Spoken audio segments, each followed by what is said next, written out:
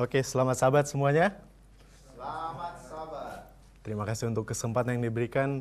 Puji Tuhan, kita bisa bertemu lagi lewat siaran HBN di tempat ini.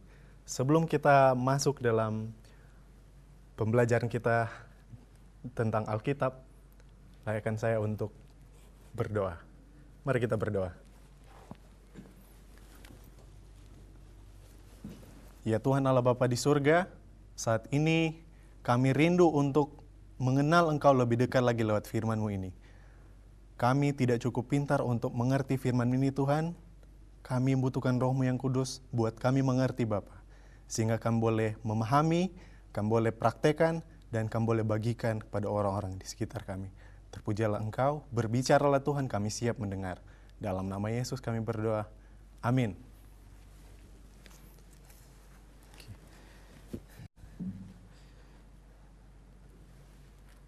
Oke, baik. Saat ini, mari kita pelajari bersama-sama salah satu ayat di dalam Alkitab yang terdapat di dalam kitab Wahyu. Sebelum Yesus terangkat ke surga, dia sempat berkata bahwa ada dari antara kalian yang tidak akan mati sampai melihat kerajaan Allah. Dan dari mereka yang menggenapi kata-kata Yesus ini adalah Rasul Yohanes. Rasul Yohanes ini yang dilayakkan untuk melihat suatu wahyu, dia melihat pemandangan yang sangat indah bagaimana surga itu ketika dia dibuang di Pulau Patmos. Oleh karena itu, mari kita akan selidiki salah satu ayat yang dituliskan oleh Rasul Yohanes di dalam kitab Wahyu, pasal 22 ayat 13. Wahyu 22 ayat 13 berkata,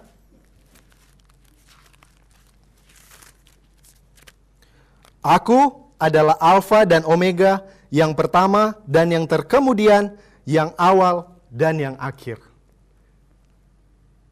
Di dalam ayat ini terdapat 3 bagian. Tapi apa yang dimaksudkan dengan Rasul Yohanes ini?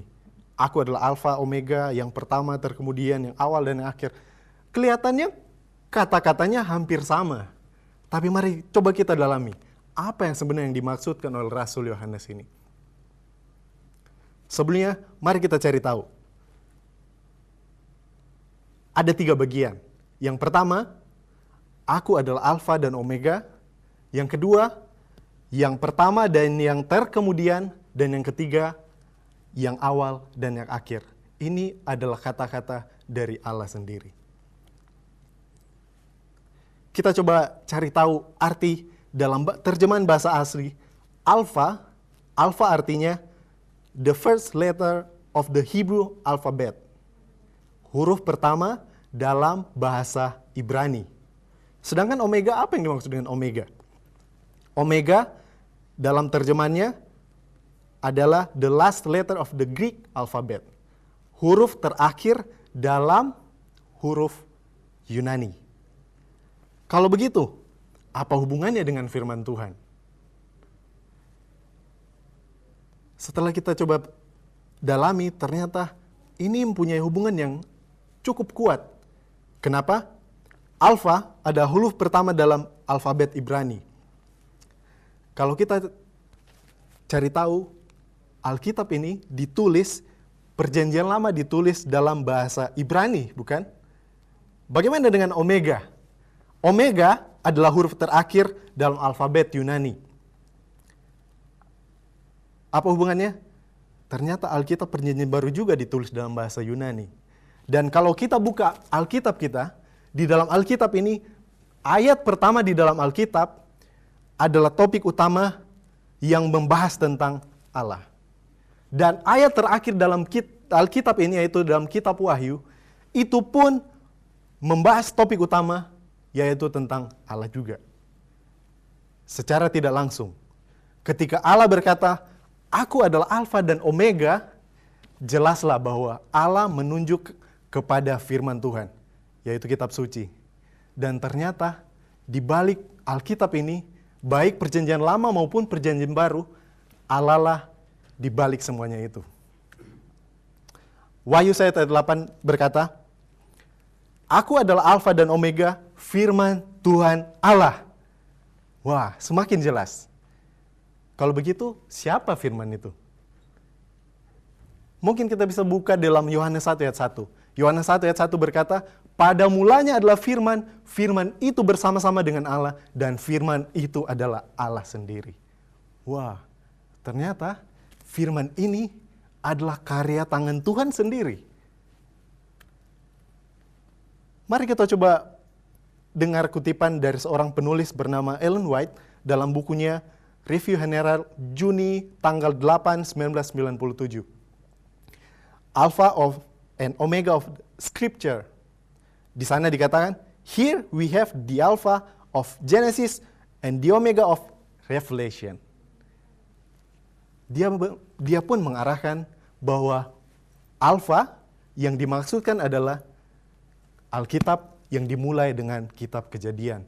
Dan Omega adalah juga apa yang ditulis dengan tangan Tuhan sendiri, yaitu lewat kitab Wahyu. Ternyata sanggahan selama ini bahwa perjanjian lama maupun perjanjian baru itu adalah kitab yang terpisah. Alkitab sendiri membuktikan. Alkitab dalam perjanjian lama maupun perjanjian baru adalah satu bagian yang utuh. Karena ini adalah karangan tangan Tuhan Allah sendiri. Amin, saudara? Oke, ternyata Alkitab adalah wahyu dari Ilahi kepada manusia yang terdiri dari 66 kitab. 39 kitab terdapat dalam perjanjian lama, dan 27 kitab terdapat dalam perjanjian baru. Cukup banyak, bukan? Siapa yang menulis Alkitab? Ternyata diselidiki bahwa Alkitab ditulis oleh kurang lebih 40 penulis dalam kurung waktu kurang lebih 1.600 tahun di tempat yang berbeda dan orang yang berbeda. Ada yang menulis dengan latar belakang raja, petani, pengacara, jenderal, nelayan, menteri, pemungut cukai, orang miskin, orang kaya, dokter, dan banyak lagi. Tetapi tidak ada satu ayat dalam Alkitab yang saling bertentangan. Kalau kita buka buku-buku yang lain, mungkin di dalam satu buku mungkin ada yang bertentangan. Tetapi dari Alkitab ini sendiri, tidak ada satupun yang bertentangan. Ini adalah bukti bahwa Alkitab ini adalah benar dan dapat dipercaya. Oleh karena itu, Yohanes 17 ayat 17 berkata, Kuduskanlah mereka dalam kebenaran, firman-Mu adalah kebenaran. Kalau begitu, kalau kita ingin cari tahu kebenaran, kalau saya ingin tahu jalan yang lurus, kepada siapa yang saya cari tahu? Satu cara agar saya mencari tahu kebenaran hanya lewat kitab suci. Hanyalah lewat tulisan dari ilham Allah langsung. Dan firman Tuhan adalah sumber kebenaran yang berasal dari Tuhan.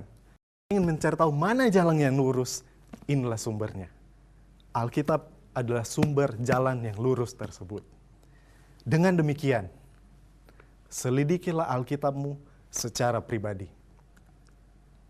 Jadikan firman Tuhan buku yang pertama ketika kita bangun di saat pagi. Dan renungkan itu terus-menerus sepanjang hari. Dan jadikan ini Alkitab sebagai kitab atau buku yang terakhir yang kita renungkan sebelum kita tidur. Jadikan Tuhan yang utama dalam hidup Anda. Dan jadikan Tuhan yang terakhir dalam setiap hari Anda dan saya. Maka Anda dan saya akan merasakan betapa indahnya dan kita akan sangat terkagum mengenal seperti apa, siapa Allah itu. Luar biasa. Oke, bagaimana dengan bagian yang kedua? Bagian yang kedua adalah yang pertama dan yang terkemudian. Apa yang dimaksud dengan yang pertama dan terkemudian? Kita buka dalam 1 Korintus 15 ayat 45. 1 Korintus 15 ayat 45 di sana dikatakan, seperti ada tertulis, manusia pertama, Adam, menjadi makhluk yang hidup, tetapi Adam yang akhir menjadi roh yang menghidupkan. Ayat yang ke-48, Di sana dikatakan makhluk-makhluk alamiah sama dengan dia yang berasal dari debu tanah, dan makhluk surgawi sama dengan dia yang berasal dari surgawi. Siapa yang dimaksudkan di sini? Akulah yang pertama dan yang terkemudian. Ternyata Allah sedang berbicara mengenai kejatuhan manusia. Siapa manusia pertama? Manusia yang pertama yang Allah ciptakan adalah Adam. Kalau begitu, apakah ada Adam yang kedua? Ya, ada. Adam yang kedua adalah Yesus. Kalau begitu, bagaimana mungkin Adam yang pertama yang hidup di dalam lingkungan yang begitu mulia bisa jatuh ke dalam dosa? Untuk menjawabnya, mari kita coba dalami lagi, kita cari tahu lagi dalam firman Tuhan. Asal mula dosa. Bagaimana sampai dosa itu muncul? Di dalam Yehezkiel 48 ayat 14. Kita buka di sana, ada kisah di sana. Kisah kejatuhan sebelum manusia. Yaitu kejatuhan daripada malaikat yang ada di surga. Dan ini berbicara tentang asal mula dosa. Yehezkiel 48 ayat 14. Yehezkiel 48 ayat 14 berkata, "Ku berikan tempatmu dekat kerub yang berjaga di gunung kudus Allah." Yehezkiel 28 ayat 15, "Engkau tak bercacat dalam tingkah lakumu sejak hari penciptaanmu sampai terdapat kecurangan padamu." Ayat ke-16, "Dengan dagangmu yang besar engkau penuh kekerasan dan engkau berbuat dosa. Maka kubuang engkau dari gunung Allah dan kerub yang berjaga." Ayat 17, "Engkau sombong karena kecantikanmu, hikmatmu kau musnahkan demi semarakmu. Ke bumi kau kulemparkan." Wah. Kita coba cari bukti yang lain lagi. Di dalam Yesaya 14 ayat 12. Yesaya 14 ayat 12 berkata, "Wah, engkau sudah jatuh dari langit, hai bintang timur putra fajar. Engkau sudah dipecahkan dan jatuh ke bumi." Di dalam terjemahan King James Version lebih jelas. "How art thou fallen from heaven, oh Lucifer." Ayat 13, "Engkau yang tadinya berkata dalam hatimu, aku hendak naik ke ketinggian langit, aku hendak mendirikan tahta dan mengatasi bintang-bintang Allah, aku hendak duduk di atas bukit pertemuan jauh di sebelah utara." Ayat 14 berkata, "Aku hendak menyamai, mengatasi ketinggian awan-awan." Dan apa yang dibilang? "Aku hendak menyamai yang maha tinggi." Kalau begitu, apa kerub ini sebenarnya? Kerub ini, kerub atau serap, bahasa yang jamaknya adalah kerubim atau serafim. Kerub atau serap ternyata adalah malaikat khusus yang menaungi tahta Allah di surga. Sebutan kerub ada kaitannya dengan tabiat mereka. Tabiat yang menyerupai Allah. Sedangkan serap ada hubungannya dengan tugas mereka. Tugas apa? Tugas sebagai pembawa terang. Dan hanya ada dua kerub yang berjaga menaungi tahta Allah. Yang tadi kita sudah dengarkan, yang pertama adalah Lucifer dan yang kedua adalah Gabriel. Sebagaimana tugas mereka pembawa terang, itulah sebabnya hanya malaikat Gabriel yang datang kepada Maria, yang datang kepada Elizabeth, yang datang kepada Daniel, yang datang pada yang lain-lain. Kenapa? Karena Lucifer telah jatuh. Anehnya, Lucifer yang adalah malaikat yang diciptakan, yang memiliki tabiat seperti apa, kok bisa jatuh ya? Yang dimaksud di sini adalah kejatuhan Lucifer. Kenapa dia jatuh? Mari kita coba selidiki. Ternyata Lucifer jatuh bukan karena berawal lewat perbuatannya, bukan karena berawal lewat kesalahan, pelanggaran, lewat tindakannya, tetapi lewat apa yang ada di dalam hatinya.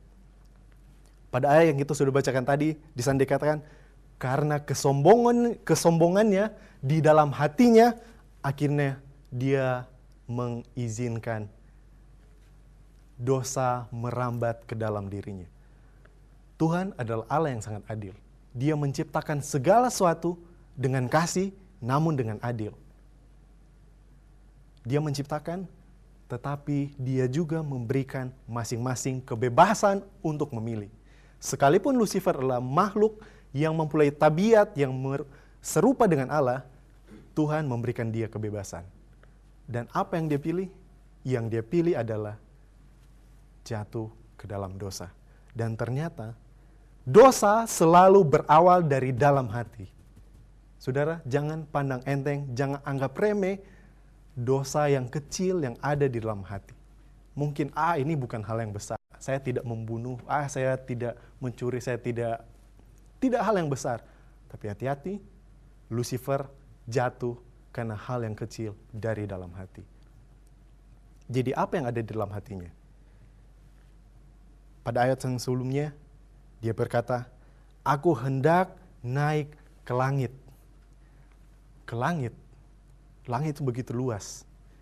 Yang kedua, hendak mendirikan tahta. Dia berada di surga, tetapi dia ingin mendirikan tahta yang lain. Wow.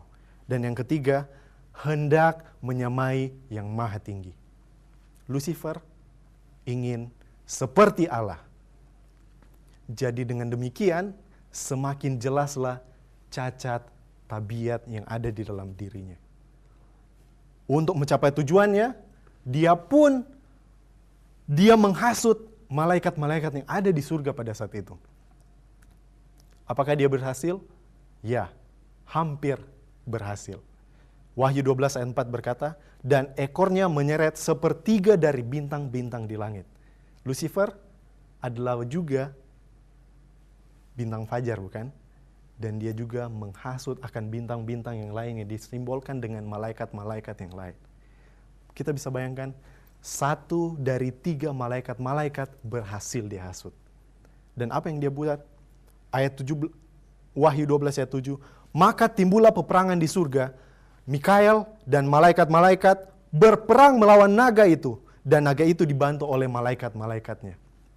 Ayat 9 berkata, Wahyu 12 ayat 9, dan naga itu, si ular tua yang disebut iblis atau Satan, dilemparkan ke bumi bersama-sama dengan malaikatnya. Wow. Karena pilihan Lucifer, yang dulunya adalah pembawa terang, memiliki tabiat yang serupa dengan Bapa, akhirnya dia jatuh karena pilihannya sendiri. Ketika dia jatuh, Alkitab mencatat bahwa namanya bukan lagi Lucifer, tetapi siapa? Iblis atau Satan. Dan kabar buruknya lagi adalah ternyata saudara dia tidak sendiri. Dia datang ke dunia bersama sepertiga malaikat yang dia hasut tadi. Wow. Apakah ini kabar baik? Ini kabar buruk. Dan selanjutnya, kita mulai bertanya-tanya jadinya. Namun yang menjadi pertanyaan selanjutnya adalah, kenapa bumi mereka dilemparkan? Kenapa ke bumi mereka dilemparkan? Apakah ada bumi-bumi yang lain? Atau apa hanya bumi ini yang dimaksud dengan langit? Oke, mari kita cari tahu. Mari kita cari tahu lebih luas lagi. Kita coba bertanya kepada para ilmuwan. Di awal abad yang ke-19, ada seorang astronom dari Inggris bersama anaknya yang bernama Sir William dan Sir John. Mereka bekerja sama menyelidiki langit bagian utara dan langit bagian selatan. Dan mereka menggunakan alat bantu yaitu teleskop. Dan mereka memperkirakan bahwa ada galaksi-galaksi yang lain. Tetapi karena minimnya alat bantu pada saat itu, akhirnya belum langsung tercapai. Kemudian datang seorang astronom Amerika yang selanjutnya, yaitu bernama Herschel Shepley, yaitu pada tahun 1912. Shepley akhirnya membuktikan bahwa spekulasi Sir William dan anaknya Sir John ini benar. dan dia mendapati bahwa ada galaksi-galaksi lain yang mirip dengan galaksi kita ini, yaitu galaksi Bima Sakti. Kemudian ilmu pengetahuan terus berkembang. Dan apa yang terjadi? Pada tahun 1924 datang seorang astronom Amerika yang lain yang bernama Edwin Hubble, yang kita kenal dengan teleskop Hubble. Ketika dia coba selidiki, dan Edwin menemukan ternyata ada banyak galaksi-galaksi yang lain lagi. Kita lihat saudara, semakin jelas apa yang ada di dalam hati Lucifer. Ketika dia berkata, aku hendak menaik ke ketinggian langit. Apa maksudnya? Maksudnya adalah dia ingin berkuasa atas alam semesta. Wow, ini bukan maksud dan tujuan yang kecil, tapi ini sesuatu yang di luar dugaan. Dan apa yang selanjutnya? Dia berkata, dia ingin menjadi penguasa alam semesta dan apa? Dia ingin menyamai Allah. Itu artinya dia ingin menentang otoritas, pemerintahan dan kekuasaan Allah, Raja alam semesta.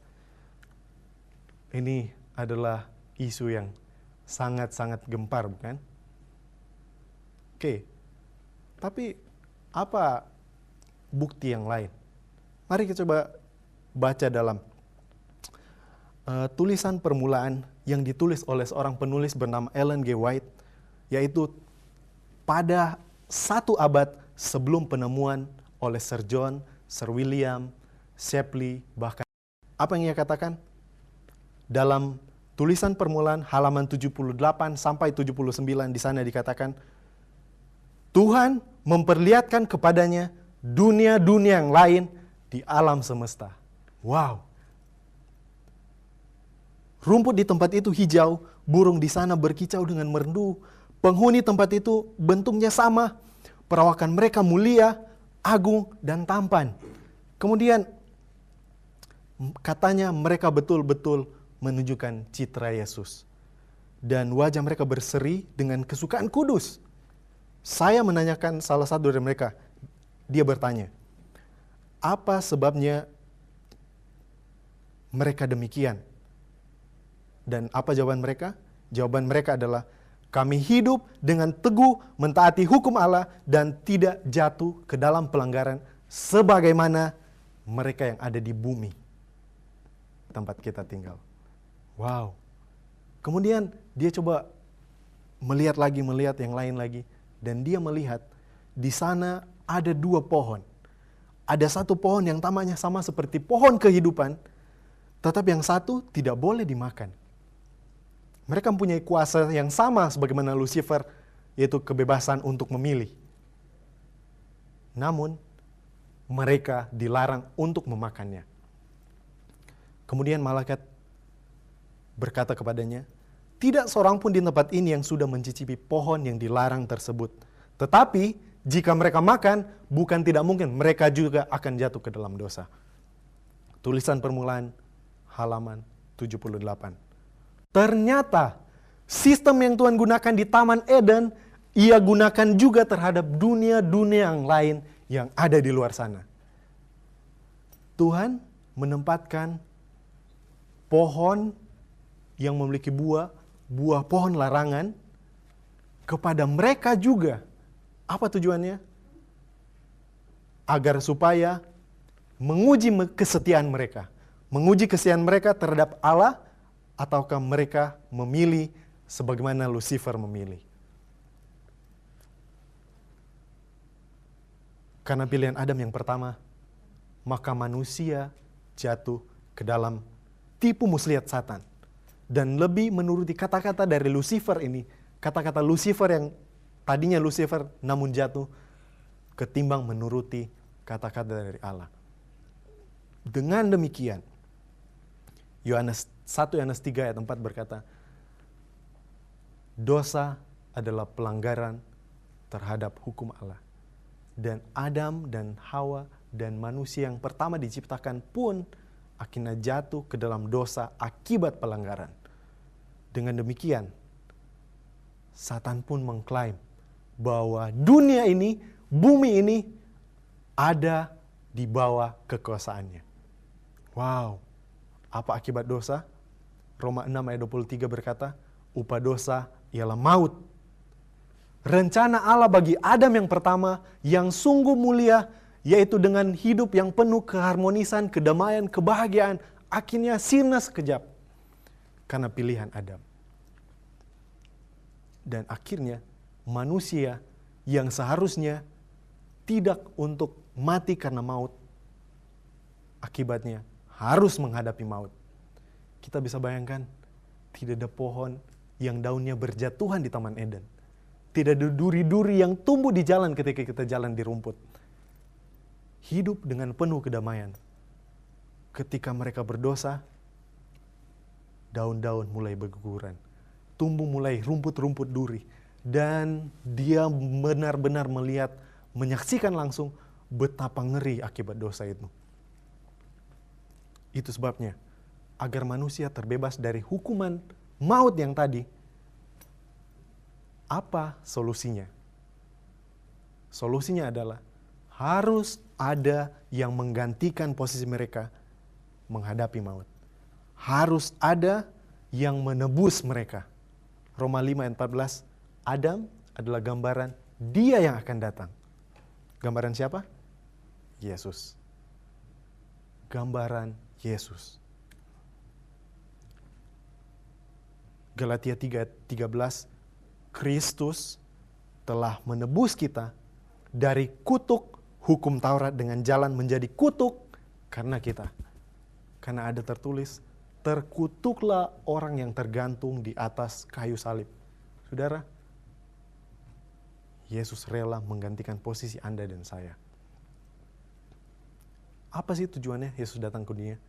Matius 20 ayat 28 berkata, Anak manusia datang yang pertama untuk melayani, dan yang kedua adalah untuk memberikan nyawanya sebagai ganti atau tebusan akibat dosa pelanggaran Adam yang pertama. 1 Korintus 15 ayat 50 berkata, Saudara-saudara, inilah yang hendak kukatakan kepadamu, yaitu bahwa daging dan darah tidak mendapat bagian dalam kerajaan Allah. Karena yang dapat binasa ini harus mengenakan yang tidak dapat binasa. Dan yang dapat mati ini harus mengenakan yang tidak dapat mati. Tubuh kita yang fana akibat dosa ini ternyata tidak layak untuk masuk ke dalam kerajaan Allah. Jadi apa solusinya? Di sana dikatakan mengenakan. Mengenakan apa? Jawabannya adalah dalam Galatia 3:27, mengenakan Kristus. Bagaimana mungkin kita mengenakan Kristus? 1 Petrus 2 ayat 21 berkata, sebab untuk itulah kamu dipanggil, karena Kristus pun telah menderita untuk kamu dan telah meninggalkan teladan bagimu. Supaya apa?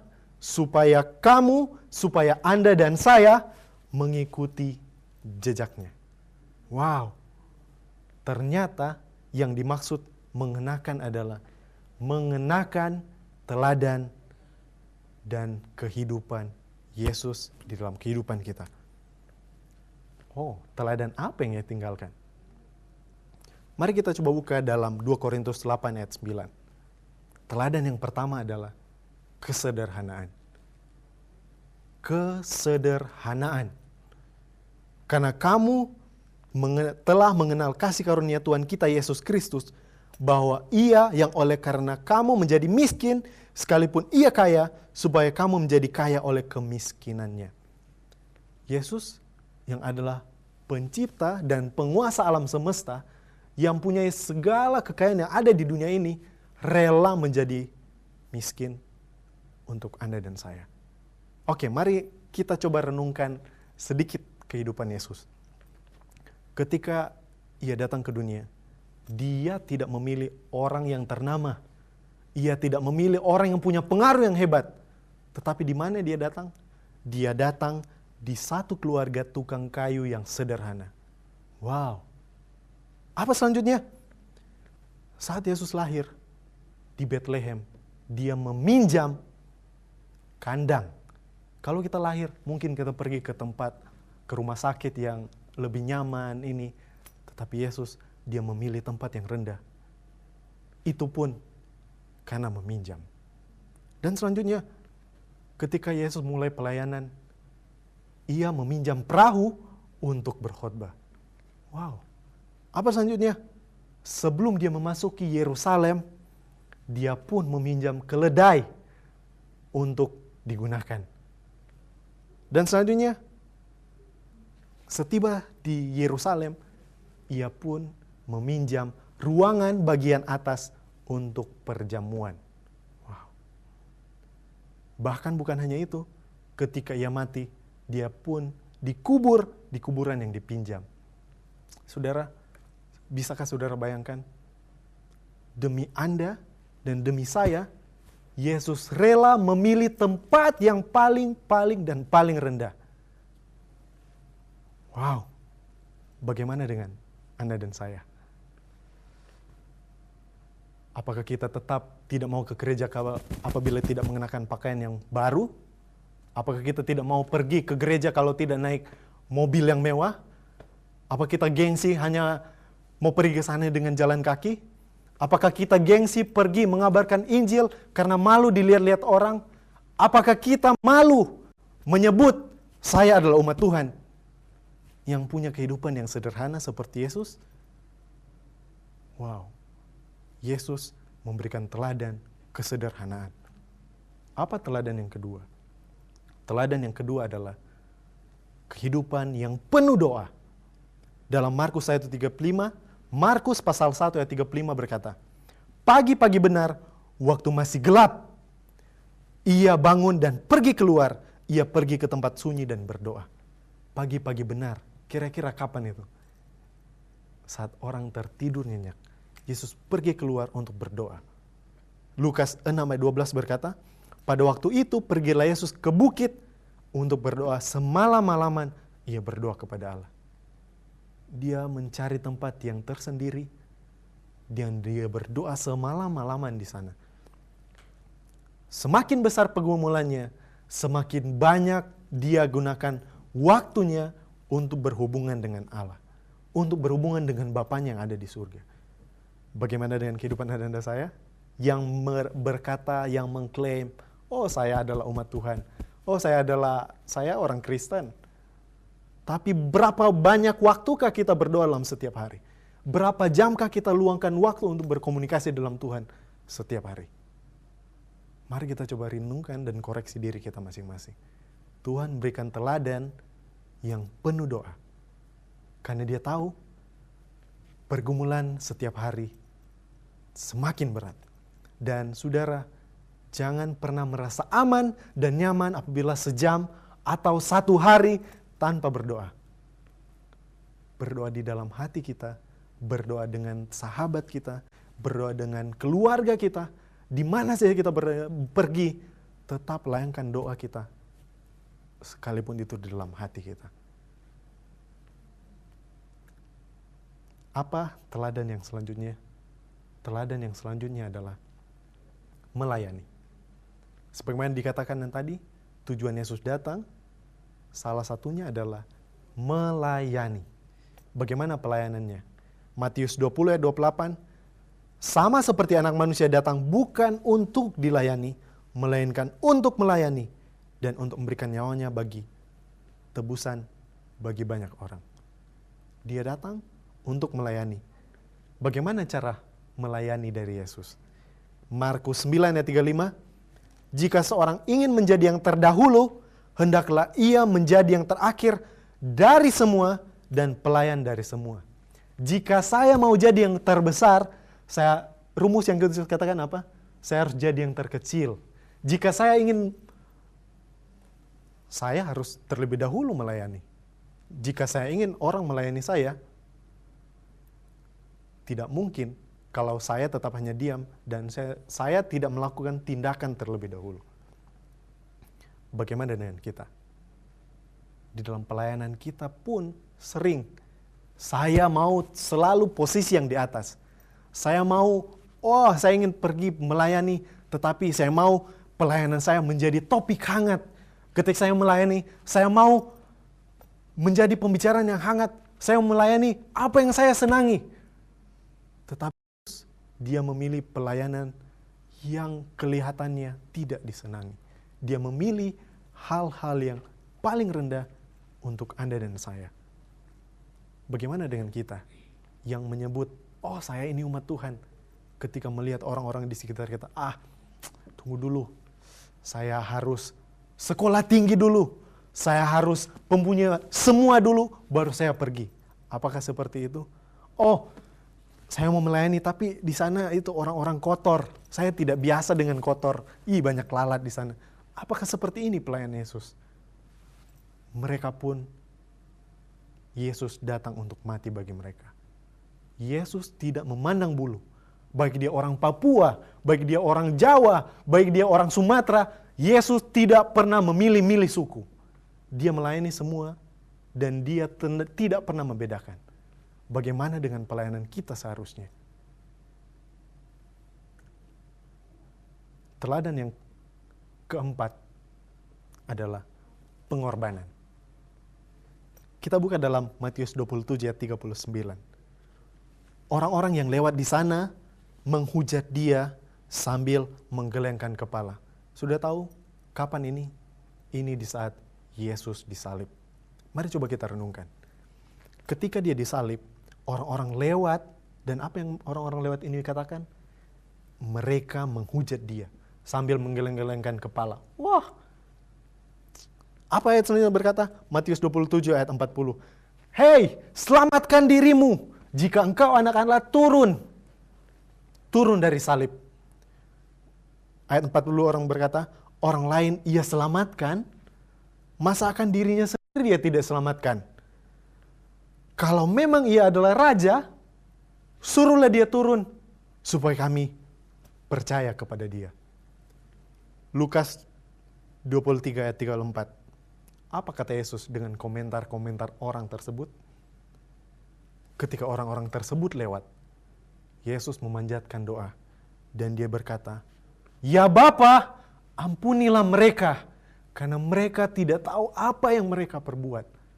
Saudara bisa bayangkan, Yesus datang, tinggalkan istananya, tinggalkan tahtanya, datang serendah-rendahnya untuk Anda dan saya. Ketika dia datang untuk menggantikan posisi Anda dan saya, mati, menggantikan hukuman maut yang seharusnya Anda dan saya alami.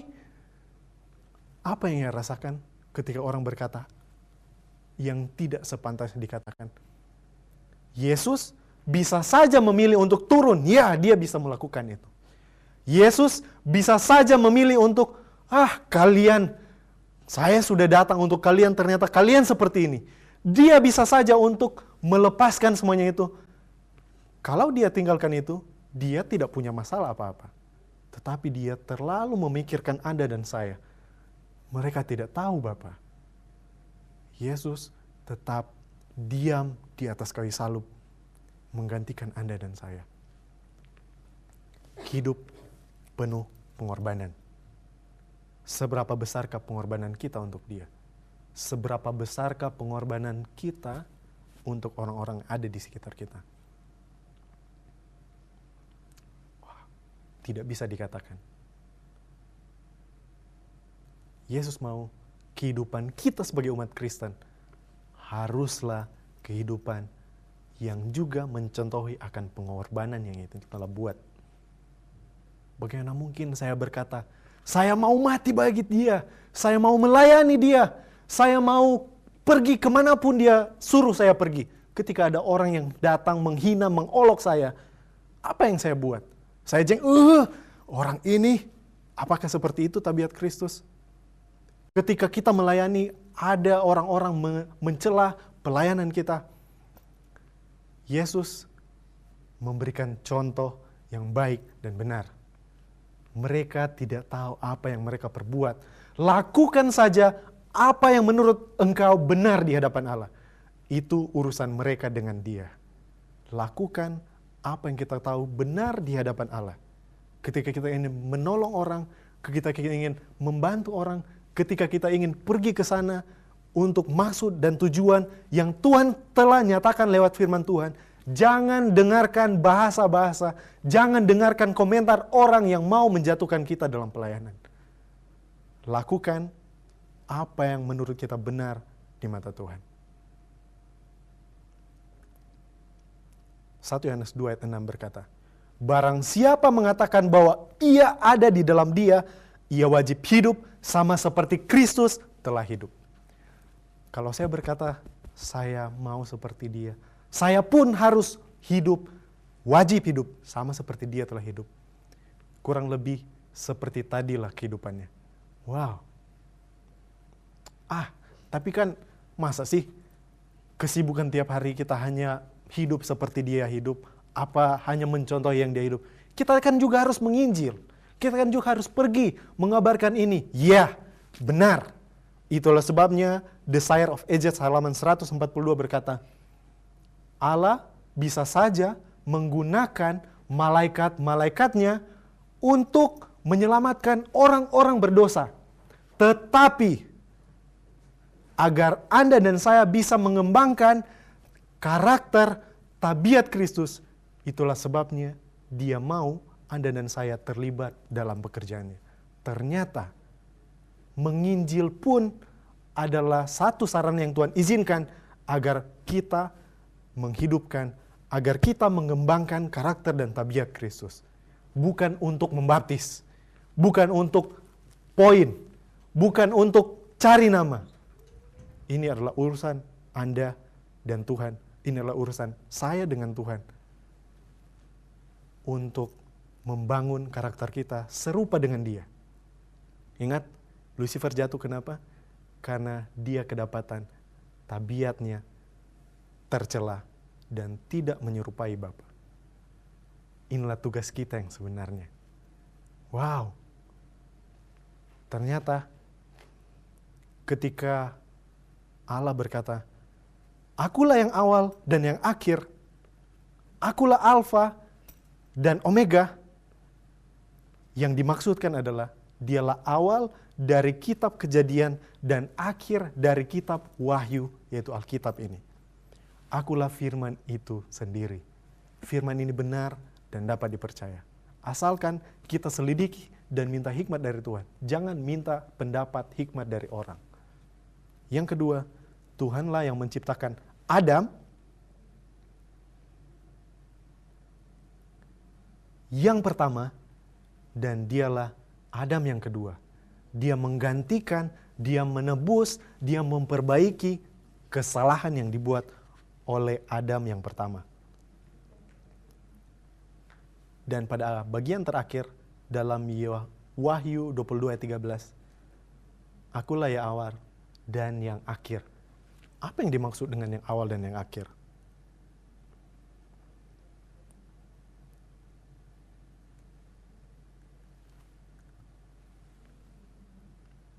Di dalam Mazmur 70 ayat 13, Mazmur 77 ayat 13, Tuhan berkata, Thy way, O God, is in the sanctuary. Jalanmu Tuhan ada di dalam Ka'bah. Wow, ternyata gambaran rencana keselamatan ada di dalam Ka'bah. Apa yang dimaksud dengan yang ada di dalam Ka'bah? Ka'bah Musa, Tuhan maksudkan untuk menjadi alat peraga balik bangsa Israel, bagaimana tentang rencana keselamatan. Ketika dari awal penciptaan, Adam yang mempunyai hubungan dan komunikasi langsung dengan Bapa, mempunyai ingatan yang sangat tajam sehubungan dengan rencana keselamatan. Tetapi akibat dosa, kehidupan manusia semakin merosot. Semakin merosot, merosot, dan merosot bertentangan dengan teori evolusi. Dan apa yang terjadi? Pikiran kita, bahkan otak kita sendiri tidak bisa bekerja semaksimal sebagaimana awalnya. Dan penelitian membuktikan, orang terpintar yang ada di dunia modern saat ini hanya menggunakan 15% dari kapasitas otaknya. Wow. Siapa orang terpintar? Oke, let's say Albert Einstein. Dia orang yang sangat pintar. Tetapi ternyata hanya menggunakan 15% dari kapasitas otaknya. Itu sebabnya Tuhan tahu semakin lama akan semakin merosot. Dan dia memberikan salah satu alat peraga kepada bangsa Israel lewat Musa. Yaitu apa? Upacara di dalam Ka'bah. Ka'bah adalah alat peraga bagi bangsa Israel bagaimana penyembahan yang benar dan bagaimana jalan rencana keselamatan. Ada dua sistem di dalam Ka'bah yang kita bisa dapat di dalam Keluaran 29 ayat 38 sampai 46 dan di dalam Imamat 16. Ada dua sistem upacara. Upacara yang pertama adalah upacara harian. Upacara harian ini diadakan oleh imam. Ini adalah upacara korban pagi dan petang. Ketika orang berdosa, ketika ada umat-umat dari bangsa Israel melakukan dosa, mereka harus membawa domba untuk dikorbankan sebagai ganti penebusan, penghapusan dosa. Yaitu domba dibawa. Domba ini melambangkan akan Yesus yang akan datang. Dan imam membantu akan proses upacara tersebut. Dan ada upacara tahunan di dalam Imamat 16. Upacara tahunan ini atau yang disebut dengan Hari Raya Pendamaian atau Hari Raya Grafirat dilakukan oleh imam besar. Kalau yang tadi oleh imam, tapi Hari Raya Pendamaian dilakukan oleh imam besar. Dan ini hanya diadakan satu kali dalam 1 tahun. Kita lanjut. Kalau begitu, siapa imam atau imam besar tersebut? Baik imam maupun imam besar di dalam Ibrani 4 ayat 14 sampai 15, di situ imam bertugas untuk mempersembahkan korban dan persembahan dan juga sebagai pengantara umat terhadap Bapa. Dan ternyata baik imam maupun imam besar adalah gambaran pelayanan Yesus sendiri. Wow. Dalam Ibrani 8 ayat 5 berkata, pelayanan mereka adalah gambaran dan bayangan dari apa yang ada di surga. Pelayanan mereka adalah bayangan dan gambaran dengan pelayanan Yesus yang ada di surga. Oke, apa hubungannya dengan awal dan yang akhir tadi? Mari kita lihat. Mari kita lihat di dalam Ka'bah. Dalam upacara hari pendamaian dalam Imamat 16, upacara hari pendamaian atau hari Grafirat, pelayanan imam besar terfokus pada 2 bagian. Yaitu pada mezbah korban bakaran yang berada di pelataran dan terfokus kepada tabut perjanjian yang ada di bilik yang maha suci.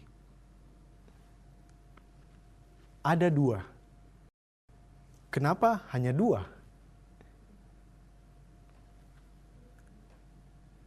Ternyata inilah yang dimaksudkan dengan akulah yang awal dan yang akhir. Pelayanan di mezbah korban bakaran adalah menggambarkan pelayanan Yesus ketika dia datang di dunia ini. Dan mezbah korban bakaran sendiri ini adalah awal pelayanan bagi seorang imam besar sebelum ia memasuki pelayanan di bilik yang maha suci. Jadi pelayanan di pelataran ini, inilah awal. Dan pelayanan di bilik yang maha suci, inilah akhir.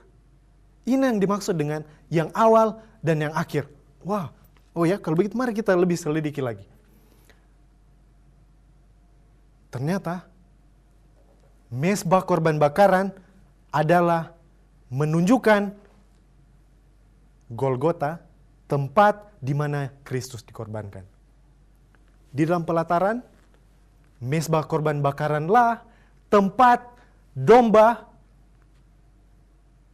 setelah dikorbankan dibakar habis sampai hangus. Sama halnya dengan kedatangan Yesus, bukan? Ketika ia datang ke dunia, dia mati di Golgota dan dibiarkan tergantung sampai dia mati. Yesus kenapa harus datang ke pelataran? Kenapa Yesus harus datang di dunia sih?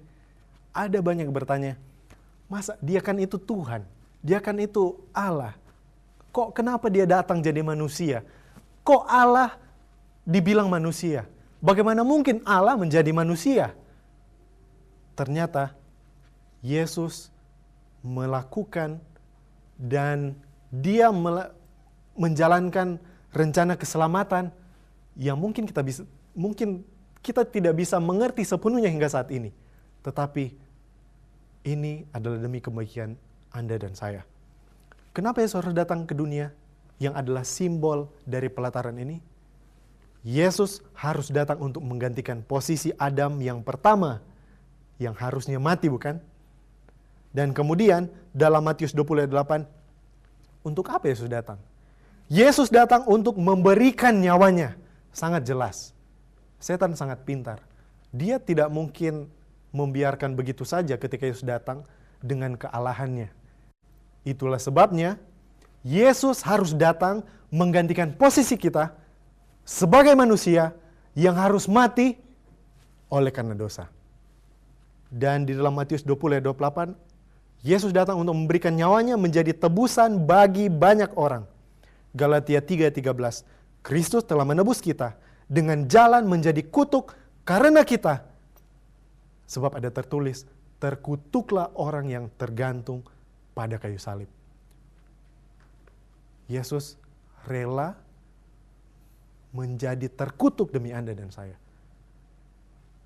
Betapa luar biasanya Tuhan kita itu.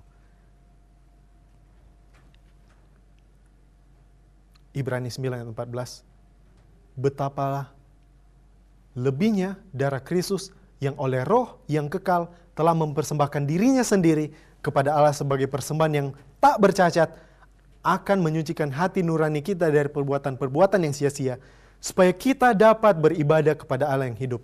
Pertanyaan yang selanjutnya adalah, ketika Yesus datang, kenapa dia harus naik ke surga lagi?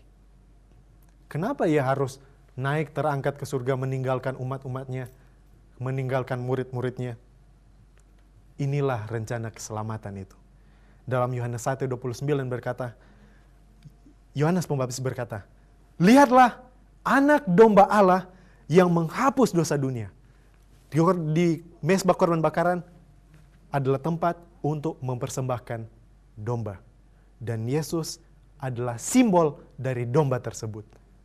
Dan untuk kelanjutan rencana keselamatan, ternyata dia harus kembali ke surga. Kenapa kembali ke surga? Dia kembali bukan dengan tangan hampa. Dia kembali dengan darahnya sendiri untuk melanjutkan proses yang digambarkan di dalam upacara hari pendamaian yang terdapat dalam Imamat pasal 16. Wow. Kalau begitu, bagaimana dengan yang akhir yang dikatakan dalam Wahyu tadi? Ibrani 4:14 berkata, karena kita sekarang mempunyai imam besar yang agung, yang telah melintasi semua langit, yaitu siapa? Yesus, anak Allah. Baiklah kita teguh berpegang kepada pengakuan iman kita. Saudara, ternyata ketika Yesus datang untuk menggenapi upacara yang ada dalam pelataran yang digambarkan dengan mezbah korban bakaran, dia harus mati di Golgota sebagai simbol. Domba dikorbankan tersebut tidak selesai sampai di situ. Dia harus kembali ke surga dengan darahnya sendiri. Untuk apa? Untuk menjadi imam besar. Inilah gambaran dari pelayanan yang terdapat di dalam bilik yang maha suci. Dan Yesus sekarang bertugas sebagai imam besar. Imam besar yang menjadi pengantara bagi umat-umat yang digambarkan dengan upacara grafirat atau hari pendamaian dalam satu kali dalam setahun. Oke. Mari kita coba dalami lagi. Mungkin ada banyak yang kita hubungkan dengan nubuatan. Sejak kapan Tuhan bertugas sebagai imam besar? Ketika dia mati, dia kembali. Kapan tepatnya dia bertugas sebagai imam besar? Kita buka di dalam Daniel 8 ayat 14. And he said unto me, unto 2,300 days, then shall the sanctuary be cleansed. Sampai genap 2.300 hari atau petang dan pagi, kemudian Ka'bah ini akan dibersihkan. Kenapa dibersihkan? Di dalam bilik terdapat tirai. Ketika umat dari bangsa Israel berdosa, mereka membawa domba, bukan? Kemudian imam menyembelih, kemudian mengambil darahnya. Dan darah dari umat-umat yang berdosa tersebut dialihkan kepada domba tersebut sebagai ganti penebusan dosa. Dan darah tersebut dipercikan oleh imam di depan tirai dan di tanduk-tanduk di dalam mezbah, di mezbah. Ketika di dalam Daniel 8:14 berkata, sampai lewat 2.300 petang dan pagi, Ka'bah itu akan dibersihkan.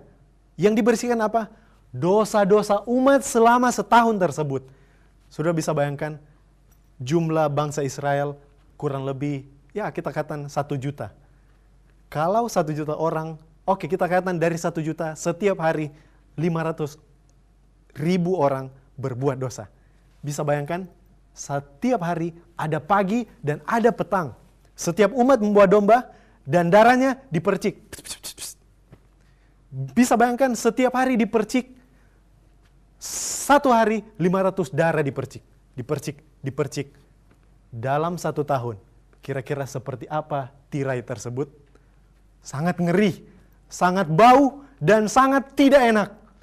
Itulah yang dimaksudkan dengan ketika lewat 2.300 petang dan pagi, Ka'bah atau bilik itu akan shall be cleansed, akan dibersihkan. Kalau begitu, tepatnya kapan itu 2.300 petang dan pagi berakhir? Oke, mari kita mundur lagi. Di dalam Daniel 9:25. Tepatnya awal dari nubuatan 2.300 petang dan pagi ini, yaitu di saat ada dikeluarkan perintah untuk membangun Yerusalem. Sebelumnya memang ada beberapa perintah untuk membangun, tetapi yang dibangun hanyalah Ka'bah Yerusalem, membangun ini. Tetapi menurut catatan sejarah, tepatnya perintah untuk membangun Yerusalem secara keseluruhan itu dikeluarkan oleh Raja Persia atau Artasasta. Tepatnya tahun 457 sebelum Masehi. Inilah dimulai nubuatan 2.300 petang dan pagi. Tapi sebelumnya kan di sini disebut hari. Bagaimana mungkin diaplikasikan dengan tahun? Ya, kita bisa buka di dalam Yeskiel 4:6. Kutentukan bagimu 1 hari sebagai 1 tahun. Jadi kita bisa hitung 2.300 pagi dan petang atau 2.300 hari ini, 1 hari, 1 tahun, sama artinya juga dengan 2.300 tahun. Masa sih apa benar ini nubuatan bisa dipercaya? Mari kita lihat kapan tepatnya 2.300 tahun ini yang dimulai dari 457 sebelum Masehi ini berakhir. Kalau kita tambahkan dengan 2.300 tahun sejak 457 sebelum Masehi, kita mendapat 1 tahun, yaitu tepat pada tahun 1844. Apa yang terjadi pada tahun 1844? Pada tahun 1844 ada kebangunan rohani yang global. Ada begitu banyak orang yang mencari tahu kebenaran. Ada begitu banyak orang yang menyelidiki akan firman Tuhan. Dan di saat itu, tepat berakhir nubuatan 2.300 tahun yang dinubuatkan dalam kitab Daniel. Dengan demikian, genaplah pelayanan Yesus, dia berpindah dari bilik yang suci ke bilik yang maha suci. Tiba pada waktu yang mana? Kalau kita lihat dalam gambaran Ka'bah yang terdapat di slide, kita akan tiba kepada pelayanan yang terakhir, yaitu dalam bilik yang Maha Suci. Jadi, sejak tahun tersebut, Yesus telah memulai tugasnya sebagai imam besar di dalam bilik yang Maha Suci. Kalau begitu, di mana posisi kita? Di mana posisi kita sehubungan dengan nubuatan ini?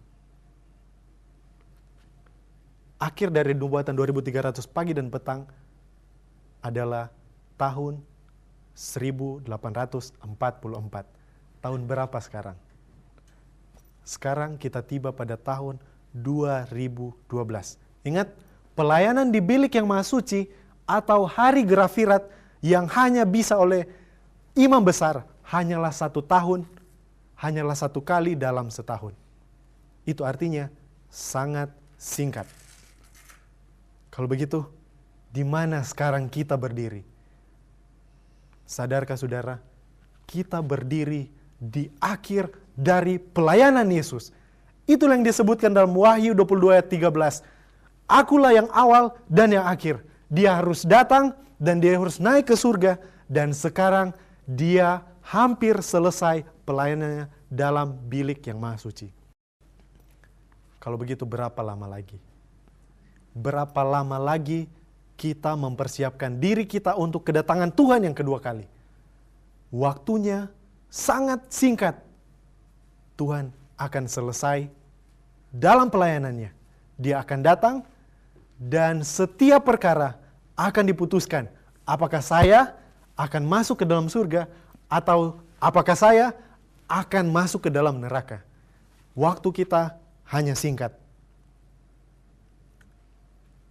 1 Petrus 3:15 berkata, anggaplah kesabaran Tuhan kita sebagai kesempatan bagimu untuk beroleh selamat. Bukan kita yang menunggu Tuhan, tapi Tuhan sementara menunggu Anda dan saya. Mari kita persiapkan diri kita. Ada 3 hal yang Dia telah buat. Yang pertama, agar kita mengerti kebenaran ini, Dia menuliskan firman Tuhan, yaitu Alkitab. Selidikilah Alkitab supaya kita mengetahui di mana posisi kita sekarang. Selidikilah tulisan-tulisan Roh membuat, sebagaimana dikatakan dalam 2 Timotius 3 ayat 16 dan 17. Segala tulisan yang diilhamkan Allah, semuanya untuk bermanfaat, untuk mengajar, untuk menyatakan kesalahan, mendidik orang dalam kebenaran. Segala tulisan yang berdasarkan ilham dan wahyu dari Allah haruslah kita selidiki untuk mempersiapkan kita menyambut kedatangan Tuhan yang kedua kali. Apa cukup? Tidak cukup. Ketika kita pelajari, hal yang utama yang harus kita praktekkan adalah ikuti teladan Yesus. Dia menuliskan firman Tuhan dan Dia datang memberikan contoh dan teladan yang nyata yang harus kita teladani hari demi hari. Dan mari kita sadari bahwa waktu kita sekarang adalah sangat singkat. Sangat singkat. Jangan tunda sampai besok. Oh Tuhan, saya ingin bertobat, tapi pekerjaan saya belum selesai. Oh Tuhan, saya ingin lebih setia lagi, tapi kuliah saya belum selesai. Saya ingin, Tuhan, saya masih mau buat banyak hal lagi. Saya belum menikah, saya belum ini. Saudara, jangan tunggu sampai besok. Besok mungkin terlambat. Buat keputusan hari ini dan lakukan, minta hikmat dan minta kekuatan dari Tuhan. Dia akan memampukan Anda dan saya. Tuhan sementara menunggu Anda dan saya. Mari kita persiapkan diri kita menyambut kedatangan Dia yang kedua kali, yang semakin singkat, yang tidak lama lagi akan datang. Mari kita berdoa. Ya Tuhan, ya Allah Bapa di surga, terima kasih untuk firman yang Tuhan Engkau telah titipkan bagi kami, sehingga kami bisa pelajari, kami bisa selidiki. Namun ampuni kami Tuhan, di hari-hari kemarin kami lalai karena kami kurang menyempatkan waktu untuk menyelidiki akan firman-Mu ini. Tuhan, ampuni kami juga. Kami lebih mencontohi contoh-contoh yang dunia berikan ketimbang mencontohi teladan yang Engkau berikan. Dan ampuni kami yang tidak menyadari bahwa kita berada di hari-hari yang sangat genting. Tuhan, terima kasih untuk semuanya. Terima kasih untuk kebaikan-Mu Tuhan. Terima kasih untuk waktu yang Tuhan sudah berikan bagi kami. Kesempatan yang Engkau berikan hingga saat ini. Bantu kami agar kami bisa bersedia. Agar kami membentengi pikiran kami dengan firman Tuhan. Agar kami bisa memperbaiki tabiat kami dengan tabiat dan contoh dan teladan yang Engkau berikan. Agar kami bisa setiap hari, setiap saat, kami bisa bersedia. Karena kami sadar, waktu kami semakin singkat untuk kedatangan Tuhan yang kedua kali. Berkati penonton HCBN di mana saja berada. Mungkin yang sementara mendengarkan, mungkin yang sementara menyelidiki firman Tuhan, mungkin yang sementara bergumul dengan pergumulan pribadi. Tuhan adalah Allah yang sama, yang memberikan hikmat kepada Daniel, memberikan hikmat kepada nabi-nabi yang lain, memberikan hikmat bahkan kepada Yohanes yang menuliskan kitab Wahyu. Tuhan yang sama kiranya memberikan hikmat bagi kami, sehingga kami mempersiapkan diri kami untuk kedatangan Tuhan yang kedua kali. Terima kasih Tuhan, Engkau sudah mendengar, dan terima kasih Tuhan, Engkau sudah menjawab doa kami. Kami berdoa dan mengucap syukur hanya dalam nama Tuhan Yesus Juru Selamat dan Penebus dosa kami. Amin. Tuhan memberkati.